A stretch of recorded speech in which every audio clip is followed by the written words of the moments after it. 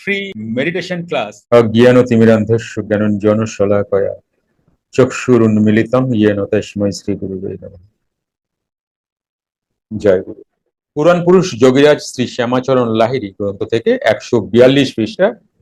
অনেক সময় দেখা গিয়াছে অপরের সঞ্চিত রোগ বা পাপ রাশি ধ্বংস করিবার জন্য তিনি নিজে তাহা গ্রহণ করিতেন। তিনি কে? যোগীরাজ। সেই জন্য মাঝে মাঝে তিনি অসুস্থ হইয়া পড়িতেন। কেন? কেন অসুস্থ হয়ে পড়বেন? কারণ তারই সৃষ্টি সমস্ত কিছু। তাই যখন একটি রোগ কারুর দেহে আসলো, তার পরিণতি যদি সেই দেহটার মৃত্যু হয়, তাহলে তাকে যদি গুরু বাঁচালেন, তাহলে দেহের মৃত্যুর পরিণতি তো পেল না, তাই না? তাহলে সেই যে পরিণতি, সেই রোগটি তার পাওয়ার, তার যে শেষ কর্মটা ছিল, তার যে ধর্মটা ছিল, তার জীবনাবসান করার, বুঝতে পেরেছো? একটা রোগ, যেই রোগে তার জীবনাবসান হবে, এইবার গুরু সেই রোগটাকে নিয়ে নিলেন, তিনি জীবন আরো ফিরে পেলেন। তার মানে গুরু দান করলেন।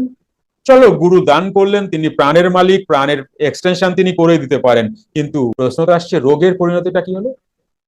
রোগ, সেটা কি হবে? সূক্ষ্ম বিষয় বোঝা যাচ্ছে কর্মের? কে কে বুঝতে পারছো কর্মের সূক্ষ্ম বিষয়টা? যেটা ক্রিয়েট হয়েছে, না বুঝতে পারলে হাত তুলো যে আমি বুঝিনি, তাহলে আরেকবার আমি রিপিট করব। যেই রোগটা ক্রিয়েট হয়েছে একটা বডিতে, সেই বডিতে সেই রোগটা এসে তার জীবনাবসান করার কথা, কিন্তু সেটা হলো না। গুরু তাকে প্রাণ এক্সটেনশন, প্রাণকে আরো তার পুঁজি বাড়িয়ে দিলেন, শ্বাস প্রশ্বাসের গুরু পুঁজি বাড়িয়ে দিলেন দয়া পরবশত সাধনা করার জন্য। তাহলে ওই রোগটা তো পরিণতি পেল না, ওই কর্মটা তো পরিণতি পেল না। তো সেই কারণে ওই কর্মটা গুরু নিলেন এবং তার দেহেই জ্বালালেন।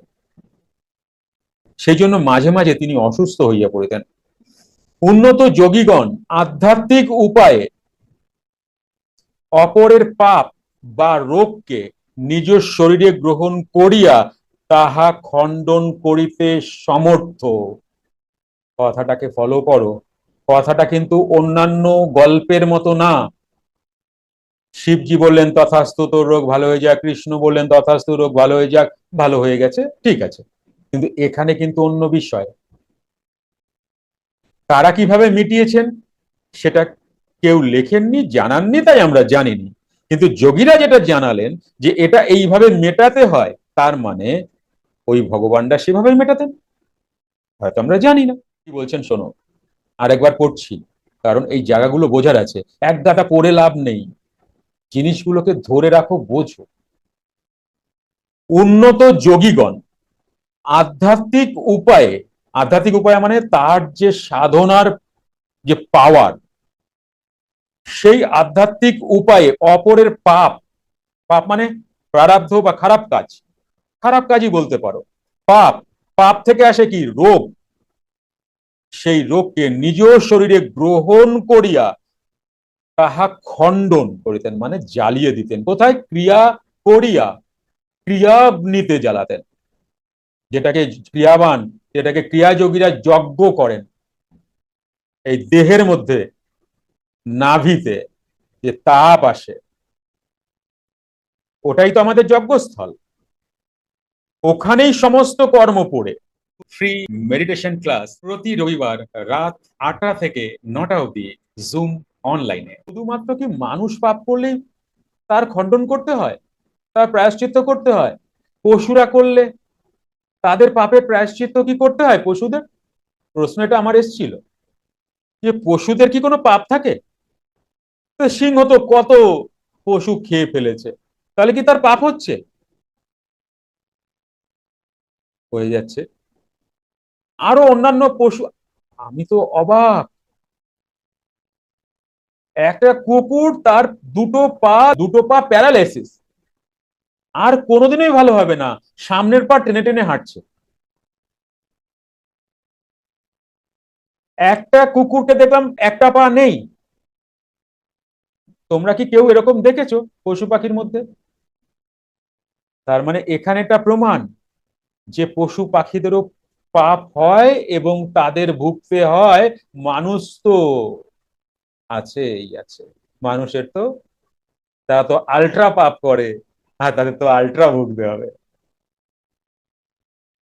তাই না? অ্যাকচুয়ালি ঈশ্বরকে জানা কি? সমঝে যাওয়া। ঈশ্বরকে জানতে আসলে অনেক অ্যাক্টিভিটিস থাকতে পারে, অনেক কারণ থাকতে পারে। তার মধ্যে একটা কারণ হচ্ছে সমঝে এইবার চলো, নতুন করে যেন আর কোনো ভুল কর্ম উৎপন্ন না হয়। রোগকে নিজ শরীরে গ্রহণ করিয়া তাহা খণ্ডন করিতে সমর্থ হন। এইভাবে যোগীগণ শিষ্যদের কর্মফল প্রয়োজন বোধে, এও শিষ্য এই শিষ্য ও শিষ্য, মনে করো 100 শিষ্য, এইবার সবারই কি পাপ গ্রহণ করবেন? শিষ্যদের কর্মফল প্রয়োজন বোধে খণ্ডন করিয়া থাকেন। এই যে প্রয়োজন বোধে কথাটা আসছে না, এটাই হচ্ছে ক্যালকুলেশন। কার প্রয়োজন কার প্রয়োজন নেই, মানে কাকে ভুগতে হবে। মহাযোগীগণ যখন দেখেন যে তাহার কোনো উন্নত শিষ্যের, শোনো কোথায় কোথায় কোথায় প্রয়োজন বোধ করেন, এটাও একটা পয়েন্ট এখানে আছে।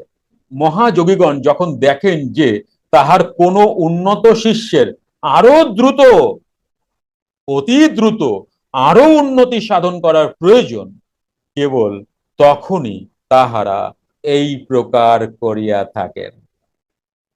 কোন প্রকার? কর্মফল, পাপ রাশি বা রোগকে খণ্ডন করেন। আমরা ভুল, আমরা জেনেছি ঠিক, বুঝছি ভুল। কোথায় যেন মনের কোনায় একটু আশা যে আমার গুরুই দেখবেন। গুরু দেখবেন অবশ্যই, এরকম নয়, অবশ্যই দেখবেন,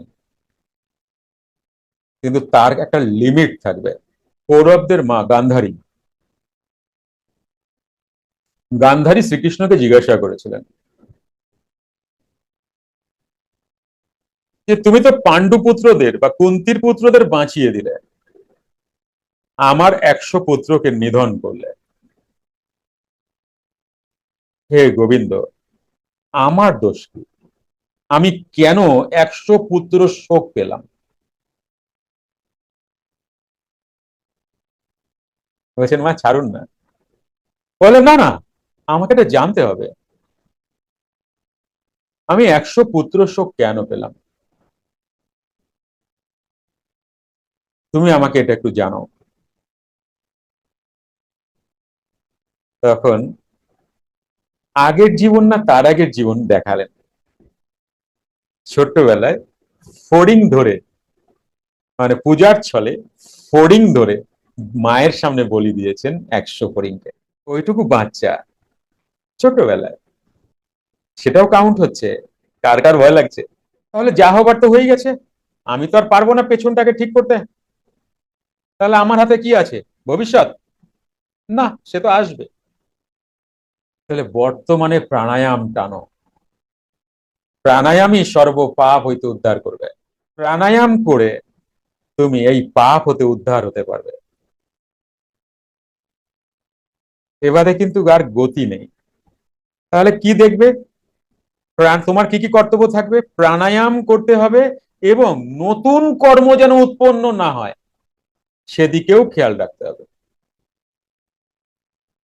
তাহলে তো আবার ভূতের বোঝা বইবে, তাই না?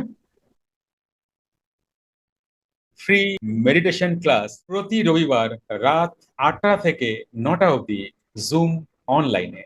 ফ্রি ক্লাসটি পেতে হোয়াটসঅ্যাপ করুন 9903680146।